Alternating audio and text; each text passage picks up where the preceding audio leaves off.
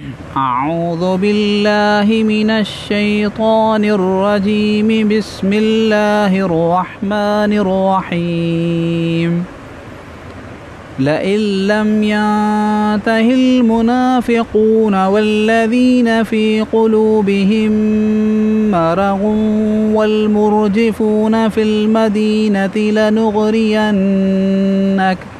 लनुग़रियन्नक बिहिम सुम्मा ला युजाविरूनक फ़ीहा इल्ला क़लीला मल्ऊनीन ऐनमा सुक़िफ़ू उख़िज़ू वक़ुत्तिलू तक़तीला सुन्नतल्लाहि फ़िल्लज़ीन ख़लौ मिन क़ब्लु वलन तजिद लिसुन्नतिल्लाहि तब्दीला।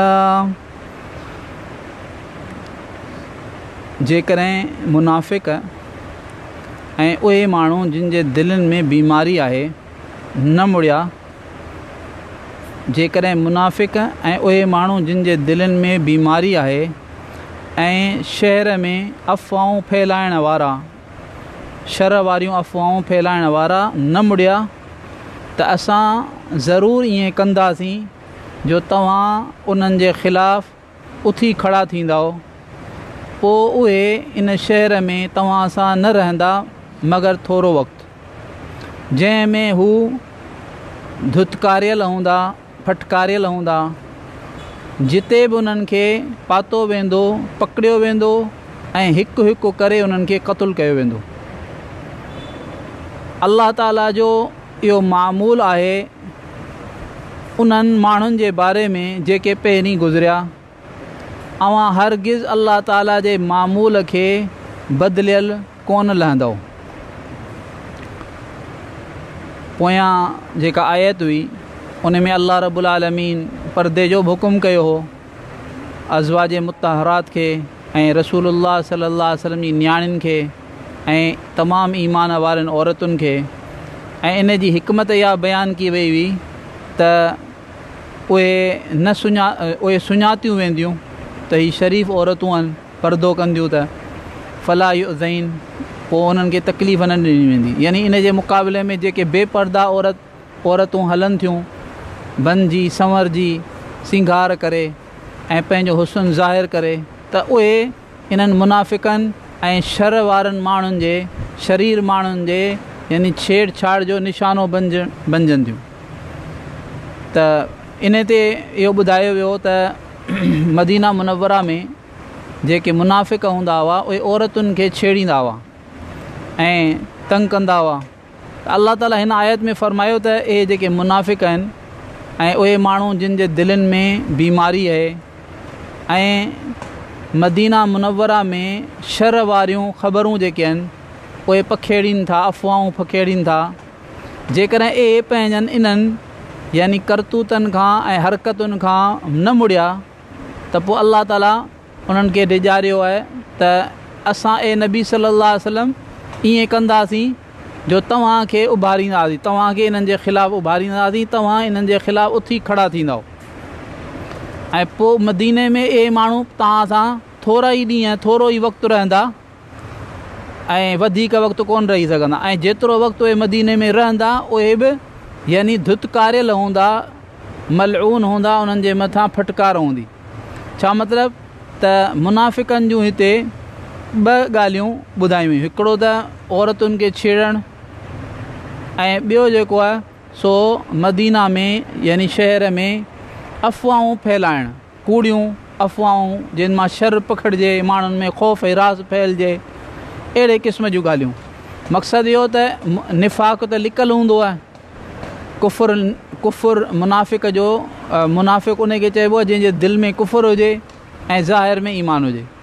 त मुनाफ़िक़ जेके एॾियूं हरकतूं कनि था ऐं मुड़नि कोन था, त माना इन्हनि हरकतुनि जे करे इन्हनि जे अंदरि जो जेको कुफ़ुर आहे उहो जहिड़ो खुली वियो। पोइ उन्हनि सां उहो मुआमिलो कयो वेंदो जेको यानी काफ़िर दुश्मन सां कयो वञे थो। काफ़िर दुश्मन सां छा थो कयो वञे, न उनजी जान महफ़ूज़ थिए थी, न उनजो माल महफ़ूज़ थिए थो, छो त उहो दुश्मन आहे।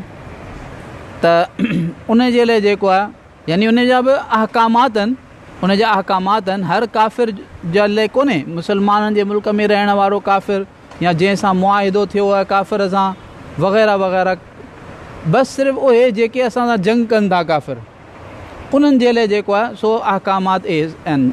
जीअं हू असांजे बारे में जेको आहे सख़्तु उहो रखनि था, त पोइ असां मुस्लमाननि खे बि इहो हुकुम आहे त पोइ उन्हनि काफ़िरनि सां तव्हां नरमी न करियो। मिसाल हुनजो नांग आहे, जेको माण्हू नांग ते शफ़क़त करे त उहो पंहिंजो दुश्मन आहे। नांग ते शफ़क़त थोरी कबी आहे, नांग खे त मारिबो आहे ताकी न पाण खे नुक़सानु पहुचाए न ॿिए कंहिंखे नुक़सानु पहुचाए। बहरहाल इहो हिकिड़ो अलॻि बहस आहे। त ऐं उन जी तफ़सील इहा आहे त जिते पकड़िया वेंदा, जिते मिलंदा उन्हनि खे पकड़ियो वेंदो, क़ैद कयो वेंदो ऐं हिकु हिकु करे हिननि खे क़तलु कयो वेंदो। इहा हिननि खे दड़को ॾिनो वियो। अॻियां अल्लाह रब्बुल आलमीन फ़रमाए पियो त इहो अल्लाह पाक जो मामूल आहे, अल्लाह पाक जी हिकिड़ी सुन्नत आहे, अल्लाह जो तरीक़ो आहे, क़ाइदो आहे उन्हनि माण्हुनि में जेके पहिरीं गुज़रिया आहिनि। माना हीअ तव्हांजी उम्मत, तव्हां ऐं मुस्लमानो, हीअ त तव्हां सभिनी खां आख़िरी उम्मत आहियो। हाणे हिन ते क़यामत क़ाइमु थींदी। पहिरीं तव्हां खां अल्लाह जे केतिरा जेको इंसान हिते दुनिया में गुज़री चुका आहिनि, अल्लाह पाक जी इहो ई दस्तूर रहियो ऐं तव्हां अल्लाह जे दस्तूर खे, अल्लाह जे मामूल खे कॾहिं बि तब्दील कोन ॾिसंदव।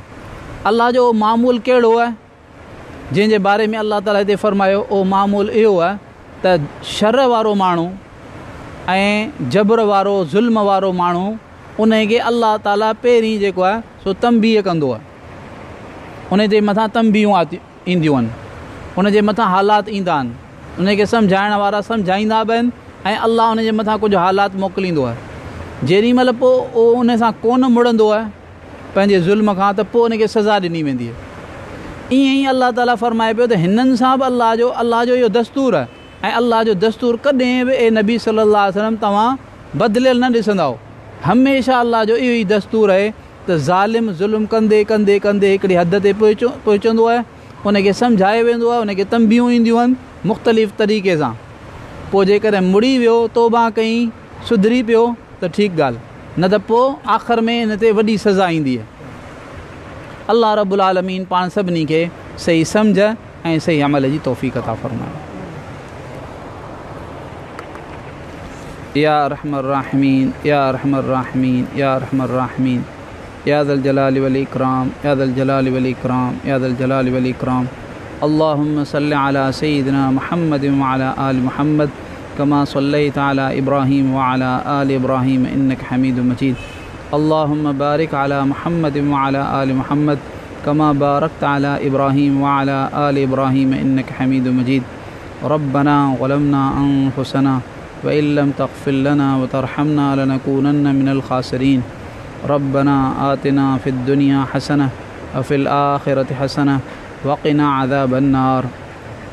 अल्लाहुम्मा इन्ना नस्अलुका मिनल खैरि कुल्लिहि आजिलिहि व आजिलिहि मा अलिमना मिन्हु व मा लम नअलम व नऊज़ु बिका मिनश शर्रि कुल्लिहि आजिलिहि व आजिलिहि मा अलिमना मिन्हु व मा लम नअलम व नस्अलुका मिन खैरि मा सअलका मिन्हु नबियुका मुहम्मद सल्लल्लाहु अलैहि व आलिहि वसल्लम व नऊज़ु बिका मिन शर्रि मा इस्तआज़ मिन्हु नबियुका मुहम्मद सल्लल्लाहु अलैहि व आलिहि वसल्लम व अंतल मुस्तआन व अलैकल बलाग वला हौला वला कुव्वता इल्ला बिल्लाह व सल्लल्लाहु तआला अला हबीबिही मुहम्मद व अला आलिहि व अस्हाबिही व बारिक वसल्लम। आमीन व रहमतुल्लाह।